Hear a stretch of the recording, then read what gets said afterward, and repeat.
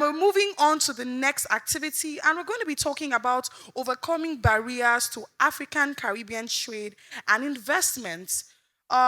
Taking this was supposed to be Mr. Abba Bello, the managing director, Nigerian Export Import Bank, but he is going to be represented by Mr. Mohammed Awami, the head specialized business Nigerian Export Import Bank. Ladies and gentlemen, please can we put our hands together for him as we talk about overcoming barriers to African Caribbean trade and investment. Well, he's not up yet. Please can we keep clapping till he comes? Thank you.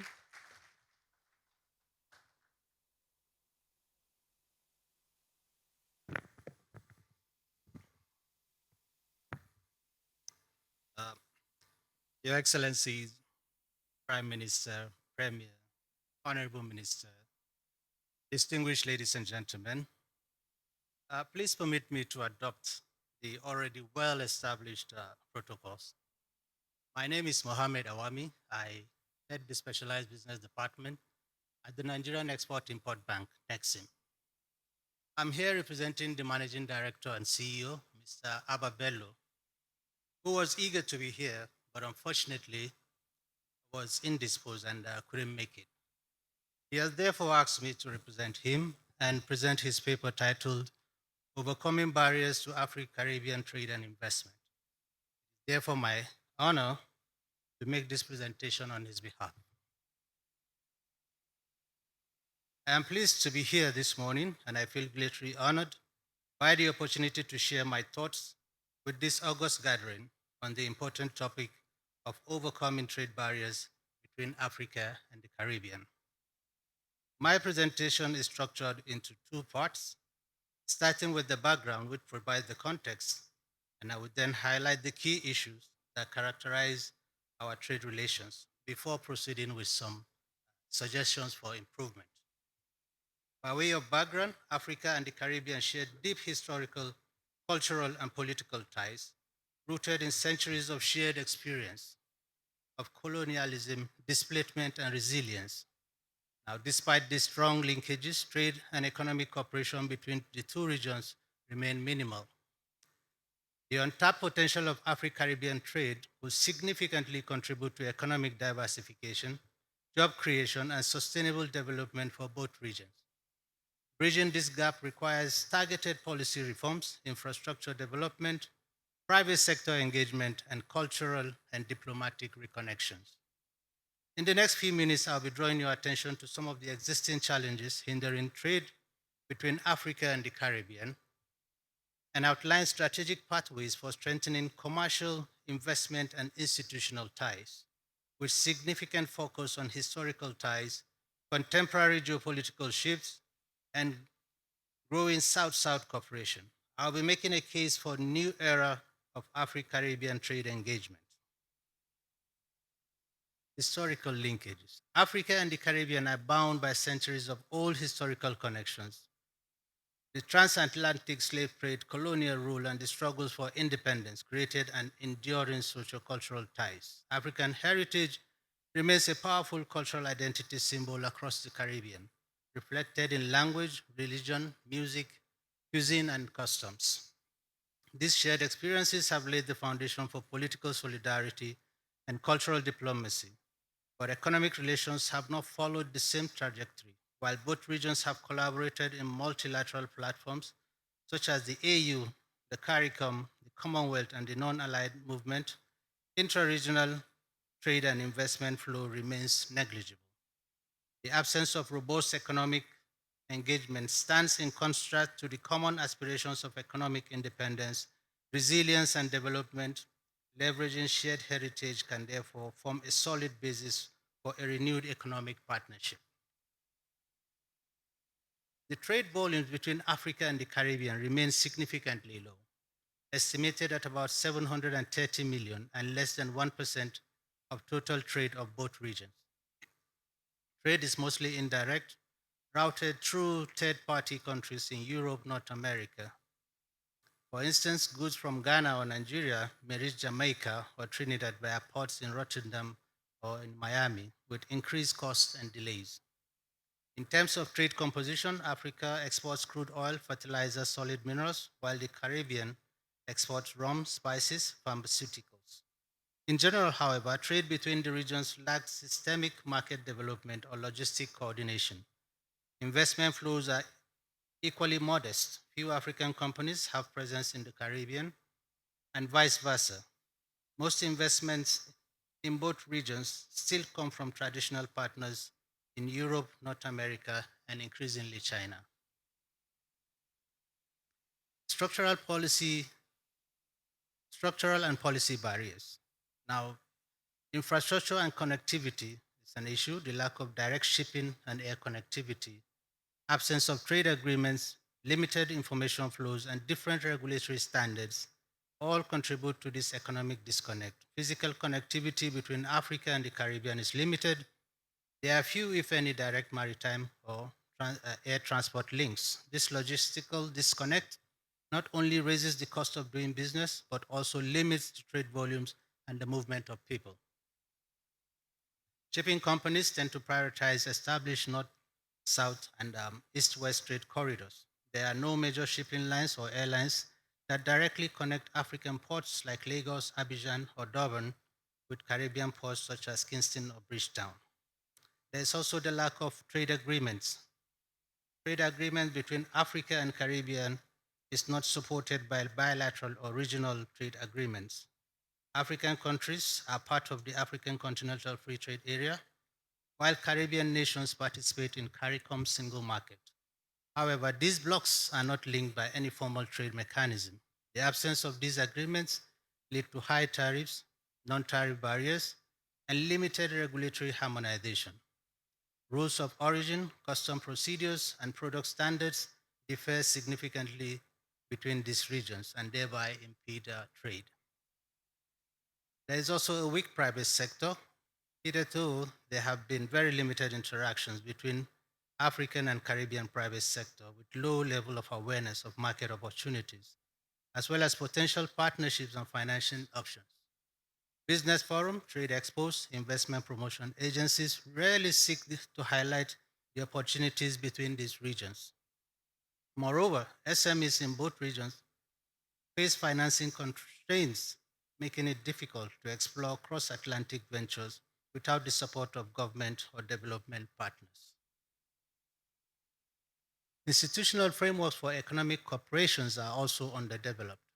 While there have been symbolic summits and declarations, such as the first Africa CARICOM Summit held in 2021 and hosted by Kenya, there have been very limited efforts to follow through. Coordination between the African Union and CARICOM remains nascent. There are also limited diplomatic missions between the two regions, reducing the institutional infrastructure for building economic bridges. However, there are opportunities to enhance investment and trade. Despite these challenges, several opportunities exist to boost investment and trade partnership between Africa and the Caribbean. These include agriculture and agro-processing, which was well highlighted by the first panel today, covering products such as cocoa, coffee, spices, tropical fruits, which could all be exported to the Caribbean from Africa. Pharmaceutical and healthcare. Caribbean nations like Cuba have strong pharmaceutical sectors, which could serve as a basis for partnership with the health sector in Africa to boost local supply. Tourism and the creative industry, which have also been highlighted by the earlier speaker. Africa and Caribbean could have strong tourism sectors in partnership prospects that could create synergies and mutually beneficial opportunities. There's also an opportunity in education and IT. African universities and Caribbean medical schools can collaborate through exchange programs, physical and online education, and research opportunities. Strategies to boost investments and trade. To unlock the investment and trade potentials between the two regions, the following critical steps will be necessary. Implementation of a strategic Africa CARICOM trade agreement. There is need to develop a preferential trade agreement for partnership framework between AFTA and CARICOM that will harmonize tariffs, standard, custom processes. Such agreements, which could cover key products and services, will help to catalyze trade flows between Africa and the Caribbean. The agreement should also include investment promotion services, liberalization, such as in areas of finance, education, and tourism, and labor mobility, legal and regulatory alignment in key areas such as dispute resolution, intellectual property will also help support the private sector participation. There's also need for investment in logistics and connectivity. African ports such as Dakar, Lagos, and Accra could serve as transshipment hubs to Caribbean. Similarly, Caribbean ports like Bridgetown and Port of Spain could also be developed as gateways to the Americas for African exports. Investment in logistic infrastructure, including cold chains, warehousing, port modernization, will all be supported through public private partnerships. Financial instruments and credit support. Export credit agencies and development finance institutions, such as the Nigerian Export Import Bank, and commercial banks in both regions will need to develop financing tools for Africa Caribbean trade. Such financial interventions will be required not only to develop the necessary logistic and trade infrastructure, but also for the acquisition of machinery and equipment for value addition as well as working capital for trade transactions. This will help raise the potential increase in trade volumes, which is projected about 1.8 billion by 2028, according to a study by the International Trade Center and Afrexim Bank. Afrexim Bank has already taken the right step in this direction through the establishment of a Caribbean office, which was launched in Barbados in 2023, towards supporting trade finance, credit guarantee, and advisory services. Other institutions should replicate this example. It will also be necessary to establish joint venture funds, trade finance lines, and diaspora bonds, all to unlock capital for cross border businesses. There's also the need for digital platforms and market information. So creating digital trade platform that showcases business opportunities, product catalogs, and bids from both regions can reduce information asymmetry. Africa Caribbean Trade Portal, managed jointly by trade promotion agencies, could facilitate matchmaking and e-commerce. Blockchain-based solutions could also be used for verifying certificates of origin, contracts, and logistics towards enhancing trust and transparency. There's also the role of diaspora and cultural diplomacy. Diaspora communities play a powerful role in bridging trade gaps. Caribbean population of African descent can serve as major drivers of business investments and cultural engagements. Governments should encourage the diaspora through policy frameworks that support entrepreneurship and dual citizenship and investment incentives. The African Union's Sixth Region Initiative, which is dedicated towards representing and advocating for African diaspora worldwide, should be operationalized in support of Afro-Caribbean economic activities. Also, cultural diplomacy through festivals, exchange, and storytelling can also shift perception and build affinity that supports trade.